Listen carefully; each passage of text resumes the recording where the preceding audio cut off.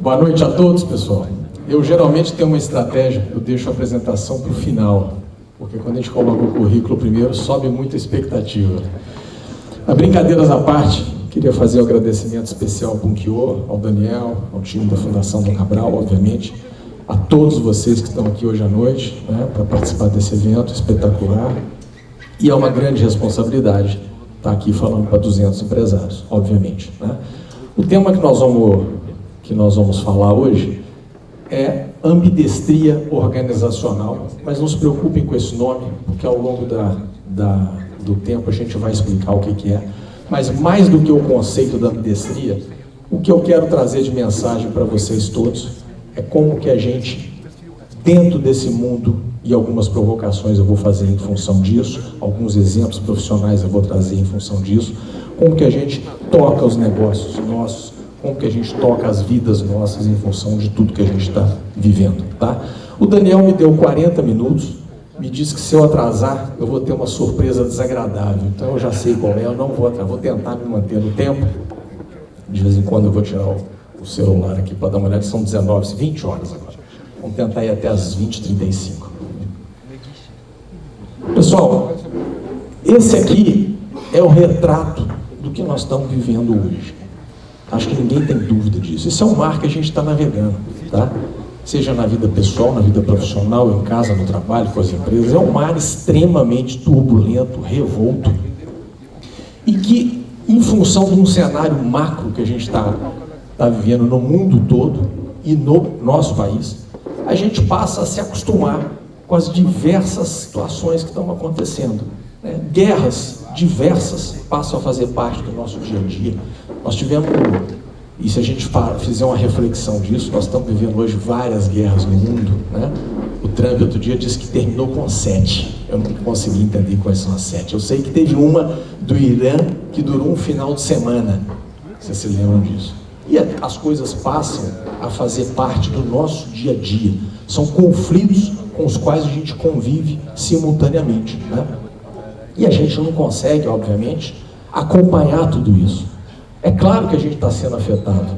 A gente está vivendo um momento de vida, eu pelo menos, dos meus 56 anos, não me lembro de ter vivido nada parecido com o que a gente está vivendo. E a única certeza que eu tenho é que isso não volta mais. É daqui para frente. A gente tem uma exponencialidade dos fatos acontecendo. Antigamente a gente tinha as coisas mais cadenciadas. Hoje a gente tem um fato novo de manhã, um outro na hora do almoço e acorda no dia seguinte com outro, né?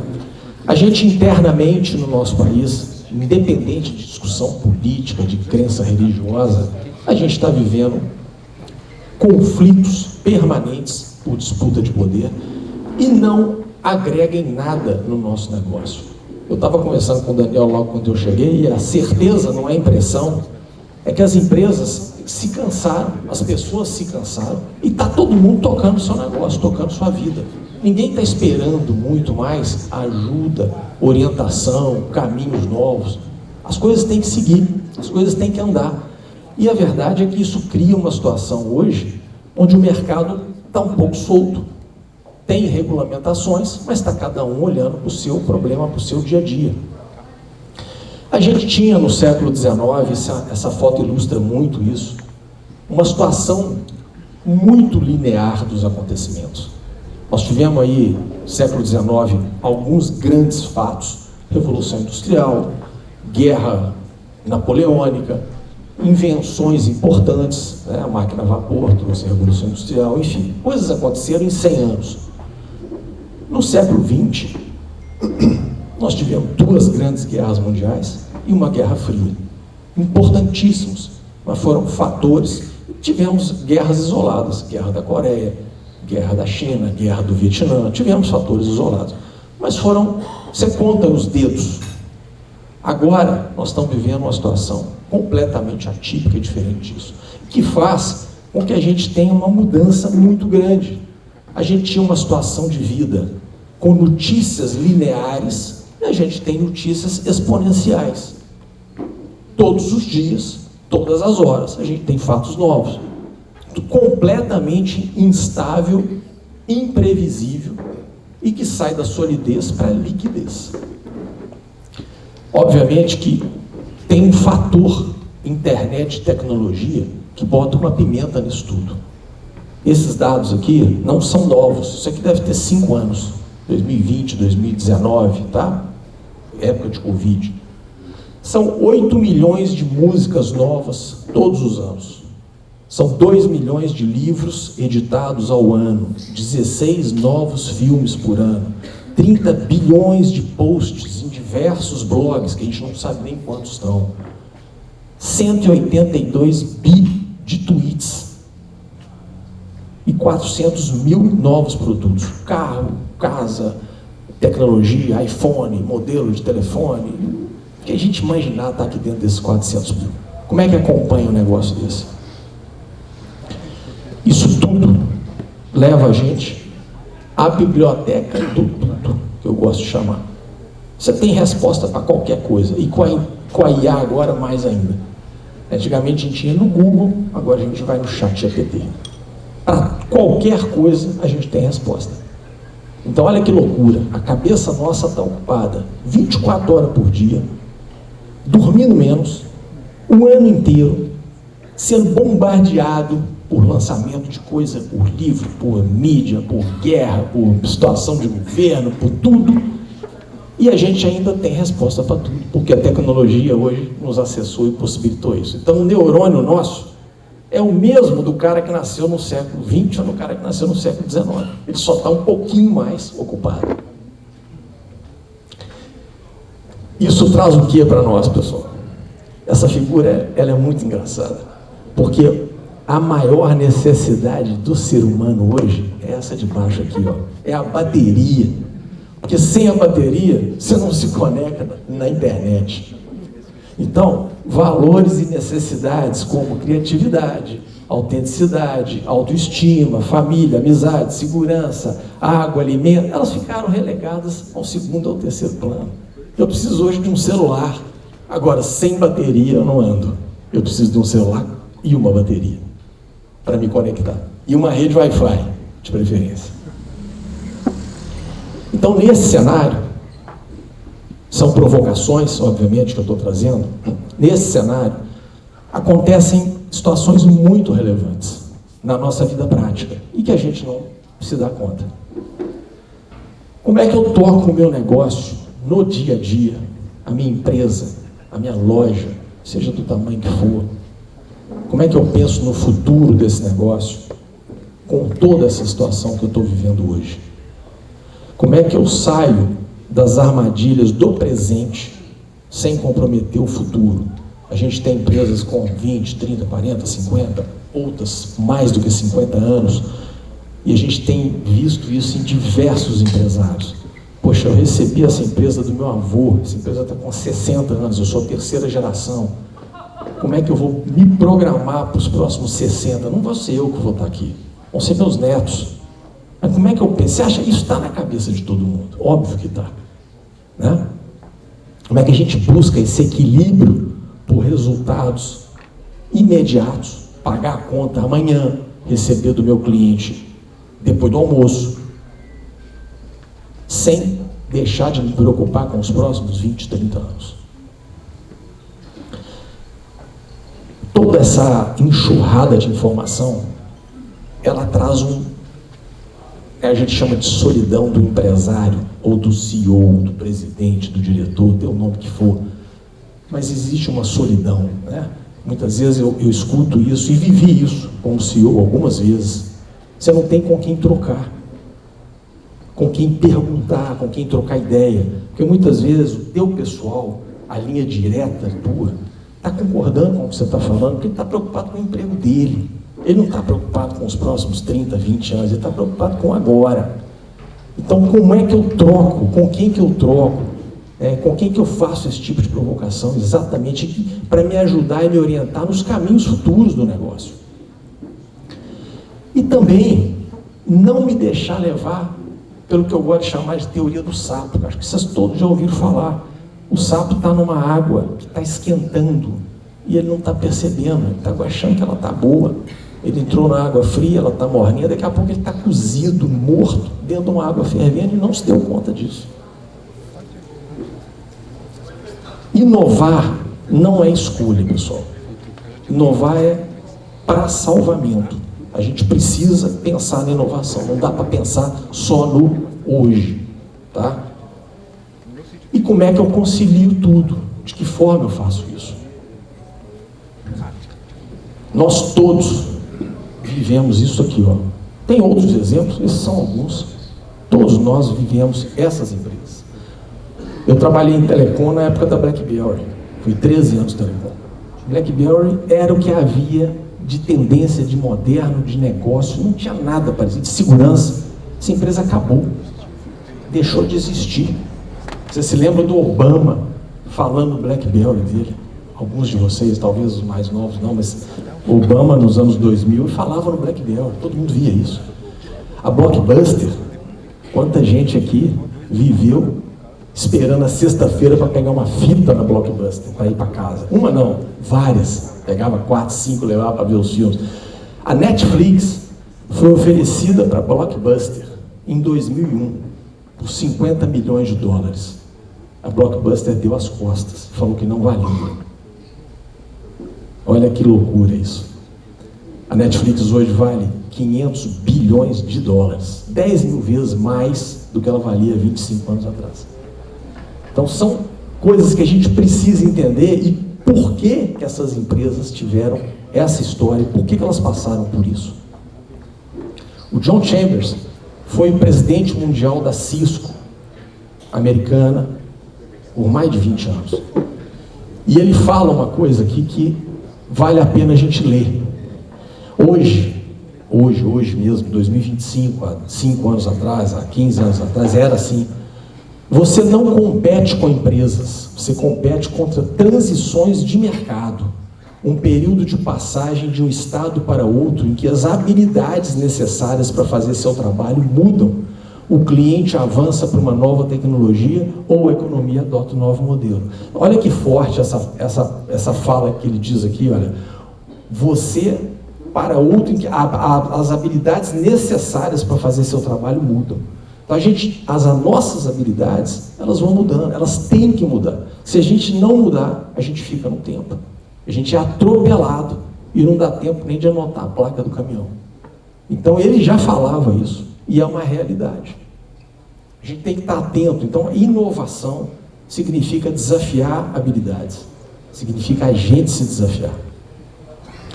O contexto de negócio mudou completamente.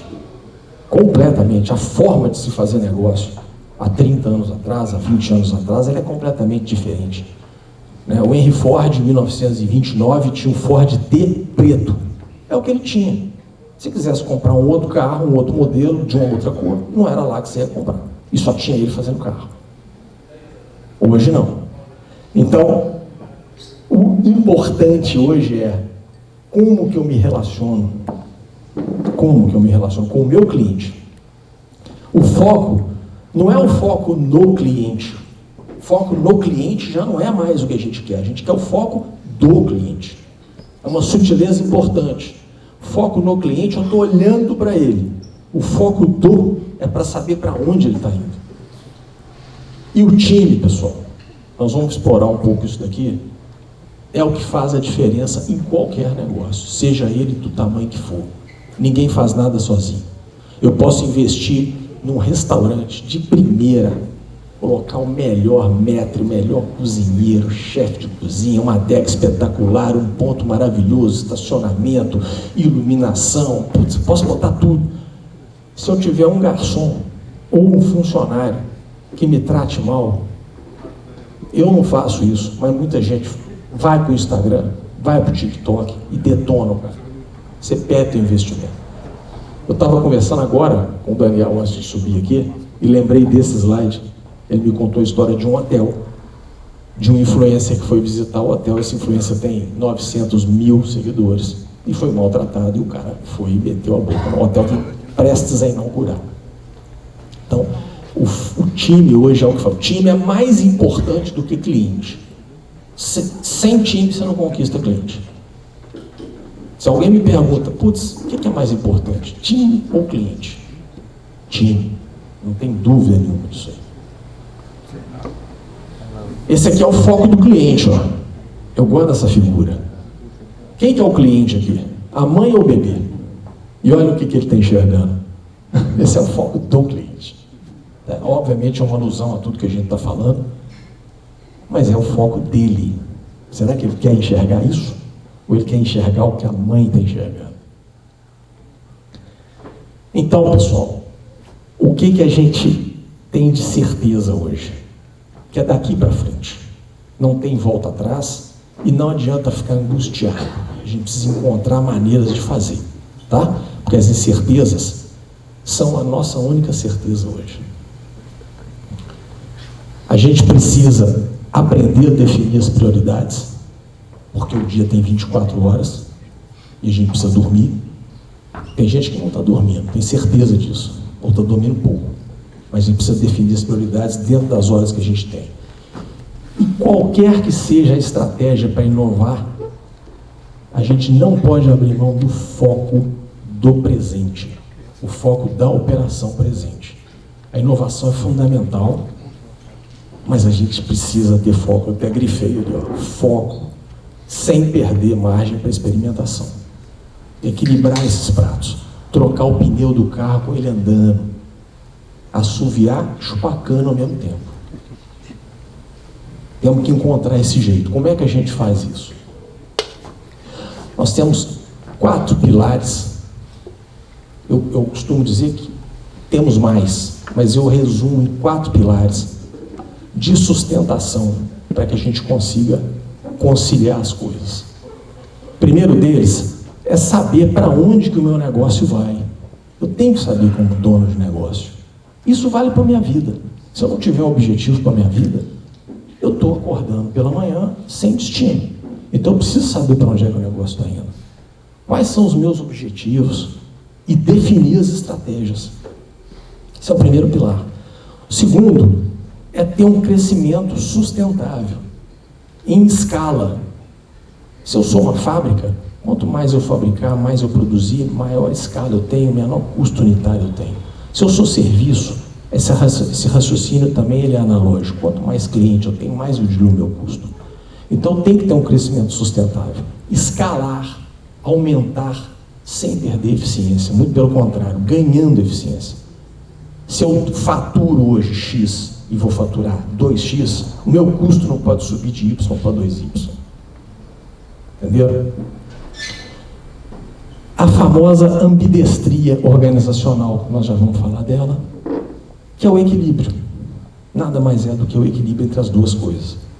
E trabalhar o pilar de liderança e cultura. Aqui está a parte de time e gente. Vamos falar do primeiro pilar. Deixa eu só ficar de olho aí, eu estou sem relógio. Tá bom, estou bem de tempo. Primeiro pilar, pessoal. Saber para onde é que o negócio está indo. Se façam essa pergunta internamente, vocês. Eu sei para onde é que esse negócio está indo. Eu tenho uma agência de turismo, eu tenho uma transportadora, eu tenho uma construtora, seja qualquer, eu tenho uma ótica, eu sei para onde é que esse negócio está indo. Eu já defini na minha cabeça isso. E mais do que isso, definir na minha cabeça não é suficiente. Eu já dividi isso com quem eu tenho que dividir, com quem são as pessoas que me fazem ou que vão me fazer chegar neste caminho que eu quero aqui, ó. Onde que eu quero chegar? São perguntas. Quando? Eu tenho as competências para isso? Em que horizonte de tempo eu quero chegar? 3 anos, 5 anos, 10 anos? Ou eu não, estou bem como eu estou, no tamanho que está tudo certo. Essa é uma resposta que você precisa ter. Estou num tamanho que, dado o mercado que existe, enfim, são outras questões. Eu não vou crescer mais. Também é uma pergunta. Eu tenho que saber se eu tenho as competências. Eu tenho, e dentro de casa eu tenho gente que tem essas competências. Isso é muito comum, tá, pessoal? Liderança está alinhada? Eu estou conseguindo descer o que está na minha cabeça para a liderança? Lembra que eu falei no início, a solidão do CEO e do dono de empresa, do empresário? O que é a solidão? É a falta disso aqui, ó. É a falta de alinhamento com a liderança.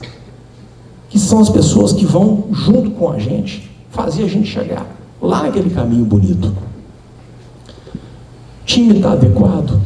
Time adequado e competências são coisas que andam juntas. E é muito comum, eu vejo isso todos os dias. Empresas que crescem com as mesmas pessoas. E aí a gente passa de uma relação de profissional para gratidão. Às vezes eu promovo pessoas por gratidão, porque ela está comigo há 10 anos. Pô, mas esse cara foi meu office boy, pô. Eu vivi muito isso no varejo, em empresas grandes, tá? Pô, mas esse cara foi empacotador do supermercado. Eu preciso promover esse cara. Pô, então vamos dar para ele a condição dele ser promovido. Porque senão é delegação perversa. Eu dou função, dou promoção, dou atribuição, mas eu não ajudo ele a crescer. Então essas perguntas têm que ser feitas. O time está adequado? Os dados que eu tenho, as minhas informações são confiáveis? Pô, fechei um mês agora, qual que é teu resultado? Ah, eu recebi um relatório aqui do meu faturamento, aqui eu estou vendo um outro, o meu relatório de custo está vindo de uma outra fonte, e os números não batem. Eu tenho 3, 4 informações de fontes diferentes. É muito comum isso daí. É comum, mas não pode acontecer. E a infra que eu tenho, infraestrutura, seja de TI, seja de telefonia, seja de escritório, de qualquer coisa que converse com o teu negócio, ela suporta esse meu crescimento? Respondidas essas perguntas, eu tenho mais 2 ainda que a gente precisa fazer. Os objetivos que vão conversar com aquela visão, eles estão claros? E não é para mim não, que sou dono, ou que sou CEO, não é para mim, é para todo mundo. E a minha governança e modelo de gestão suportam isso? O que eu estou querendo dizer com isso aqui? Ó? A forma com a qual eu trato os meus dados, as minhas informações, eu faço a minha gestão, ela está condizente com o que eu estou querendo fazer?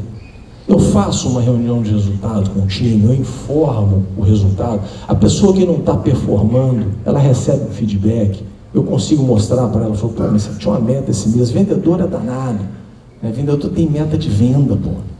Eu consigo sentar com ele e dizer, isso, vendedor só tem história triste para contar quando não bate meta. Quando bate meta é aquela alegria. Eu tenho uma governança de acompanhamento e de feedback para o time, seja na produção, seja na área comercial, seja no administrativo, no financeiro, no marketing, onde for. São perguntas que a gente precisa se fazer para a gente atender o primeiro pilar, que é o pilar da visão e do caminho que a gente quer. O segundo caminho é o crescimento sustentável. É dificílimo isso daí. Esse é um dos segredos para a gente conseguir equilibrar os pratos e trocar o pneu do carro com ele andando. Crescer sem pagar, sem perder a eficiência. Foco total e absoluto no que eu faço hoje. Por quê? Porque a vaca leiteira, que é o que está lá embaixo, o laser pot aqui não pega, tá, pessoal? Então por isso que eu estou apontando aqui. A vaca leiteira é o que paga a conta. Não adianta eu inovar, não adianta eu fazer um monte de coisa bacana, pensar no futuro, se a vaca leiteira estiver indo para o buraco, se eu não estiver conseguindo, a partir da visão que eu tenho, né, que eu defini e que eu distribuí com o meu time, dividi com o meu time, manter o foco na minha operação. Agora, eu preciso para isso ter menos iniciativas e mais terminativas ou acabativas, como está escrito aqui. Eu não posso todo dia ter uma ideia, eu não posso todo dia ter um insight novo, né, ter uma brilhante opinião de mudar o rumo do meu negócio. Isso é mais comum do que a gente imagina. Eu sou um metalúrgico, fabricante de engrenagem fundida. Amanhã eu acordo, sento, reúno o time todo e falo assim, pessoal, algodão doce é um negócio que dá dinheiro pra caramba, e tem um mercado de algodão doce aí vindo pela frente, nós vamos mexer com esse negócio. Você deixa a turma sem entender o que está acontecendo, né? Mensurar o crescimento sempre, sob todas as óticas. Quando eu falo todas as óticas, não é só o crescimento de faturamento. Eu tive um professor que falava muito, eu nunca me esqueci, ó. Faturamento é vaidade. Eu faturo 1 bilhão por ano, eu faturo 500 mil, isso é vaidade. EBITDA. EBITDA é custo menos, de forma bruta, tá? Custo menos despesa. EBITDA é sanidade. Faturamento menos despesa, sanidade. E lucro líquido, última linha do PNL, é a realidade. Então é isso que a gente precisa entender. Então eu estou medindo sobre todos os aspectos. Eu estou crescendo em faturamento, ok. Estou crescendo em base de cliente. Estou diminuindo o custo. Estou sendo eficiente. Estou crescendo em satisfação de cliente. Eu posso estar crescendo pra caramba e estar perdendo cliente. Eventualmente cresci, porque fechei um negócio grande, mas não é sustentável. Meu turnover de pessoas está sob controle. Minhas pessoas estão satisfeitas, a minha pesquisa de clima está bacana. Então, quando eu falo isso, mensurar o crescimento sobre todas as óticas. Não ter medo de parar e corrigir. Pô, se alguma coisa está fugindo ao controle, para. Faz um freio de arrumação. Dá um passinho para trás e depois dá 2 para frente. Não tenha medo de parar para corrigir. Os meus processos operacionais têm que ser desafiados todo o tempo, com foco em eficiência e custo. Quem nunca ouviu falar que custo a gente corta todo dia, como unha? Tá? Então, processo operacional, meus processos de venda estão ok, meus processos de fabricação, eu não tenho processo, então você está um passo atrás, tem que criar processo para tudo, tem que criar processo para atividade. Meu processo de contratação de gente, meu processo de compra, desafiem os seus processos internos. Básico bem feito é básico. Tá? Famosa ambidestria. Terceiro pilar. Ambidestria não é escolha, é sobrevivência. O que é essa palavra, pessoal? Essa palavra é onde eu tenho a destria de fazer igual do lado esquerdo ou do lado direito. Quando eu escrevo igual com a mão esquerda ou com a mão direita. Quem já não viu um ponta esquerda fazendo um belo gol chutando de direita? Tem. O cara está na ponta esquerda, joga na ponta direita. É um ambidestro, nato. Tá? E é uma palavra que vem do latim, onde significa ambi, é ambos e deste, significa certo ou direito. Então esta palavra significa eu conseguir fazer o básico e conseguir trabalhar a inovação. É disso que se trata. Tá? Então a gente consegue fazer o básico hoje e pensar no futuro da nossa companhia, do nosso negócio, para levar ele para mais um outro ciclo. Não é um conceito novo, tá?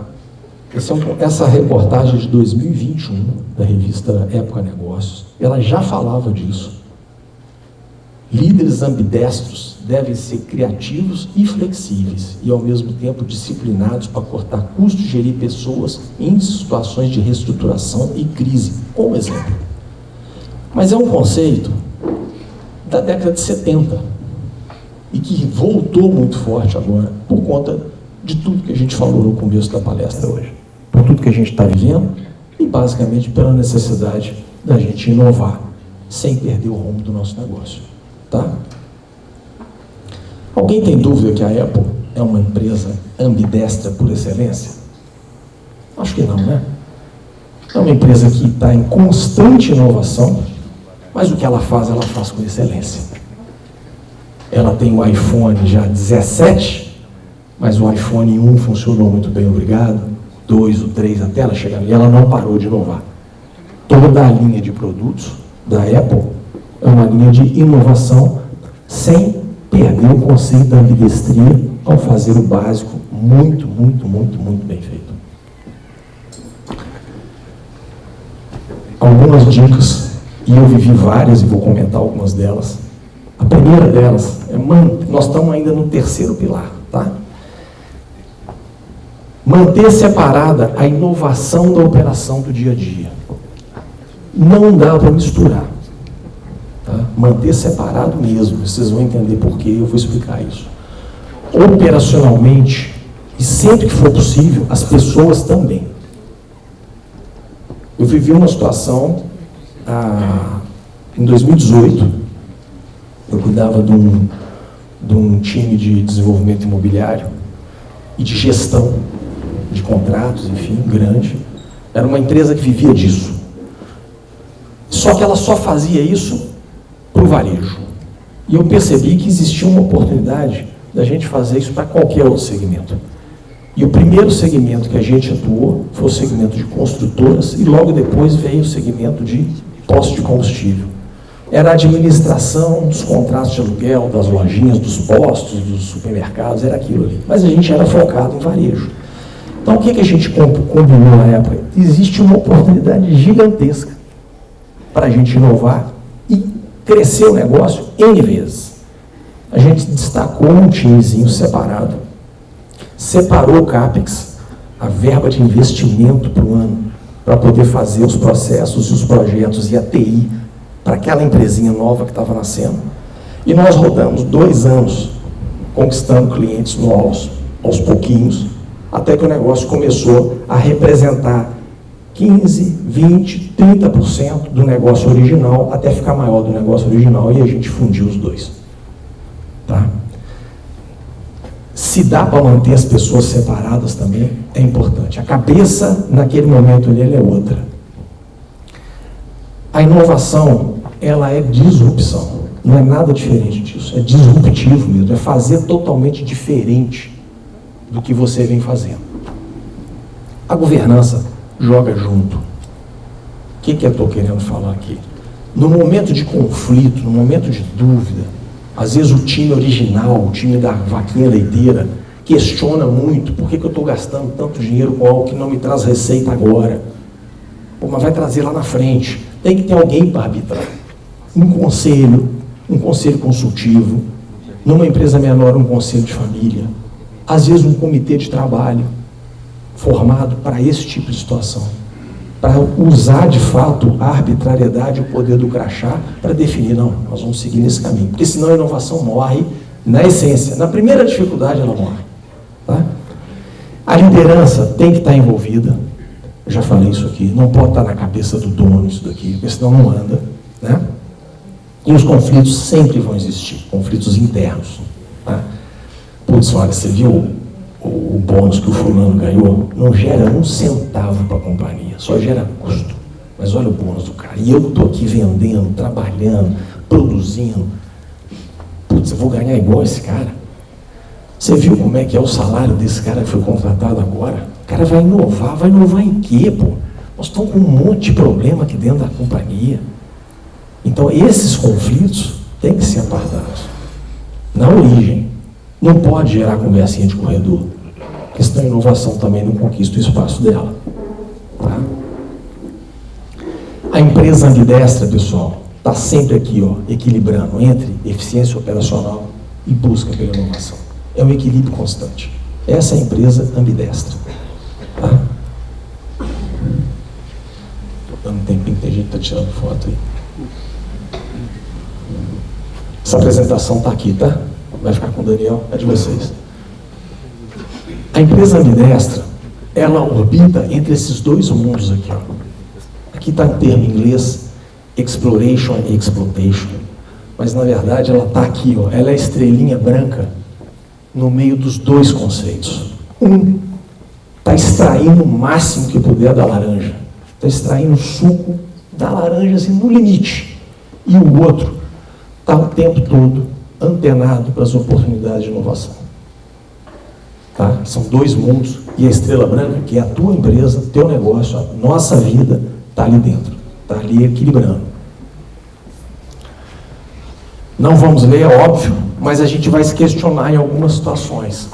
Entre desbravar o novo e aproveitar o máximo dessa laranja, dessa vaca leiteira que está me dando hoje. Tá? Eu tenho um mindset de que minha cabeça, ela é uma cabeça de inovar ou ela é uma cabeça de operacionalizar o que eu já tenho? Como é que a gente lida com incerteza e com risco?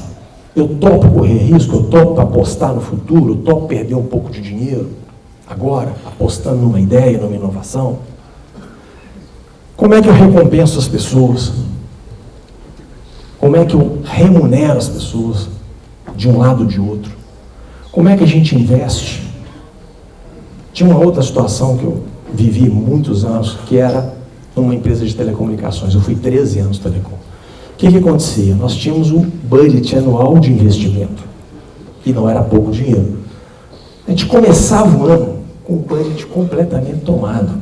Ele estava tomado com TI, tecnologia, ferramenta, cliente, terminar produto que estava começado e que não estava bom, a operação da companhia, crescimento. Não sobrava para inovação. No terceiro ano, nós tiramos, esse dinheiro aqui está separado, é só para ninguém bota o dinheiro, ninguém bota a mão. Não mistura. Então a gente entrou no ano seguinte com um budget menor. Então a pergunta é essa: como é que a gente investe? O quarto pilar: liderança e cultura. Liderança e cultura, tá? Mapeamento e desenvolvimento dos líderes de hoje. Quem são os líderes que estão comigo hoje? São as pessoas que estão na empresa? Ou eu tenho que buscar de fora? Ou eu tenho que dar oportunidade? Às vezes aquele cara, a gente nunca olhou para ele. Eu vivi isso também, podia dar alguns exemplos aqui, que eu acho que se a gente tiver tempo ainda vou voltar nisso. Mas às vezes é aquela pessoa que te surpreende ao ter uma oportunidade. Ele é um líder. E aquele que você está apostando as fichas não é, e às vezes não quer ser líder.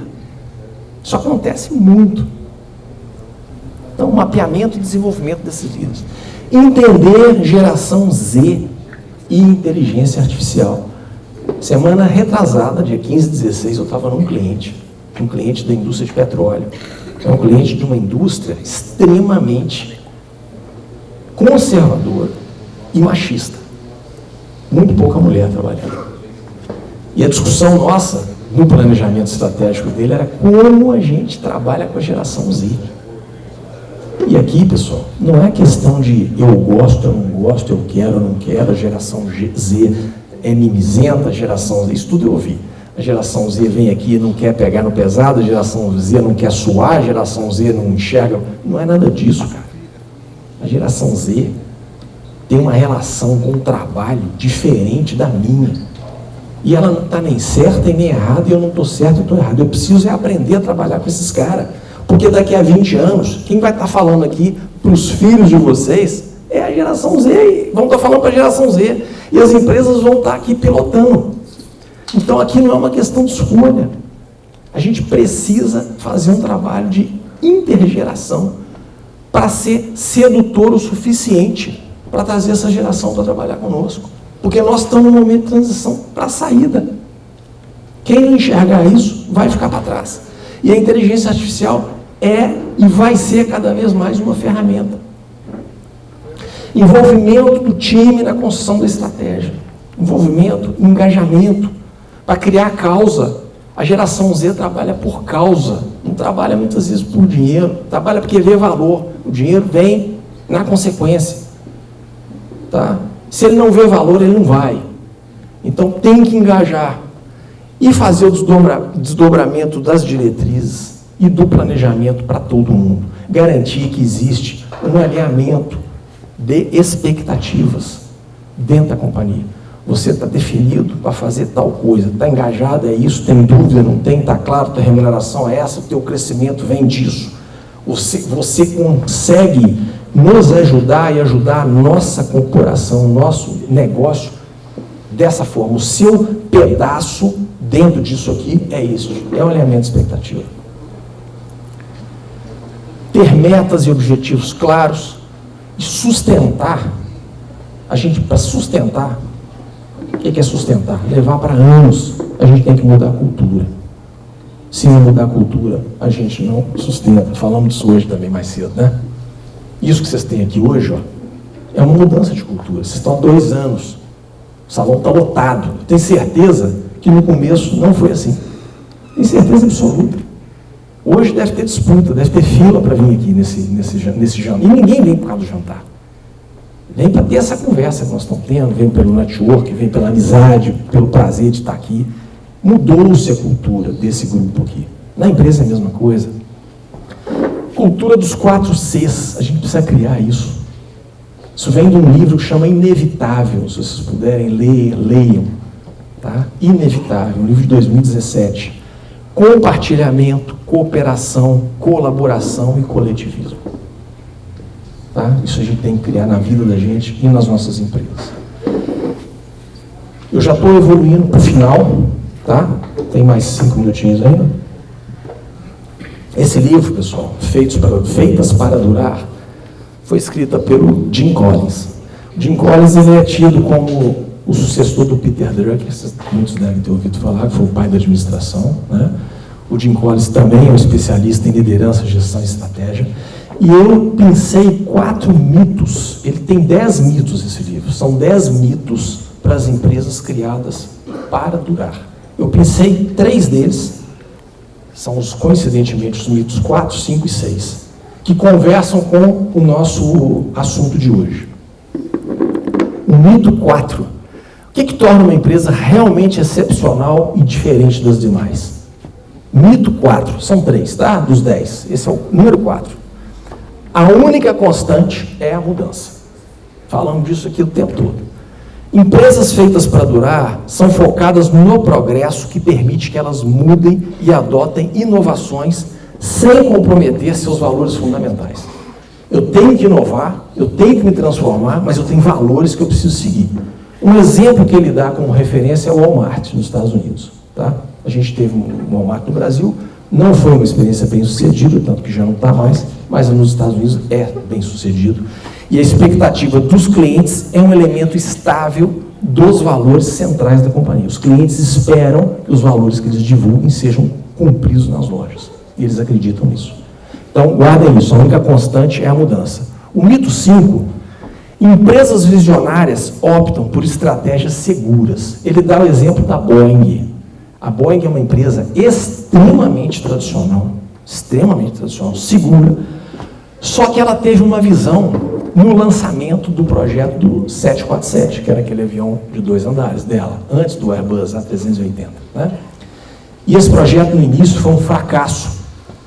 E a Boeing demitiu 60% da fábrica, do quadro dela. Uma empresa americana. É muito difícil fazer isso. E depois o projeto foi um sucesso. E até recentemente o avião era comercializado e fabricado. Então, o que aconteceu aqui? Ela foi visionária o suficiente para, mesmo dentro do conservadorismo, ela não ser burocrática e não deixar de inovar. O mito 6, empresas visionárias são necessariamente ótimos lugares para se trabalhar para qualquer pessoa. Mentira. Não é verdade. Ele dá o exemplo do Walt Disney aqui. Ó. É verdade apenas se você se encaixar nos valores centrais dela. Não é para todo mundo. E valores, pessoal, não tem valor certo e não tem valor errado. Obviamente que tem, né? Roubar é errado, não roubar é certo. Ok. Mas valores empresariais com os quais a gente se enxerga neles, não dá para dizer que é certo. É o valor do dono. Você tem que se ver naquilo ali para trabalhar lá. E o Walt Disney é isso. Ele faz exigências de comportamento, de aparência.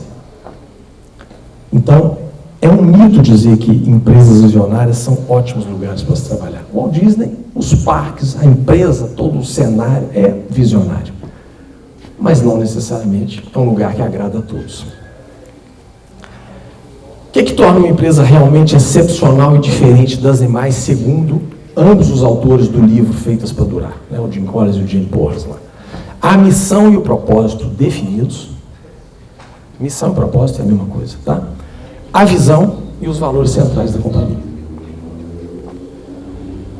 Para fechar, uma frase de William Shakespeare, de 1605, quando ele escreveu a tragédia de Coriolanus. Coriolanus foi um general romano, que era general e era político, foi assassinado pela arrogância dele, era um grande guerreiro. Quando o mar estava calmo, todos os barcos demonstravam competência, flutuando. Isso aí há 450 anos atrás. É a situação de hoje. Flutuar está fácil, mas naquele mar do primeiro slide que eu mostrei para vocês, ali separa quem é quem.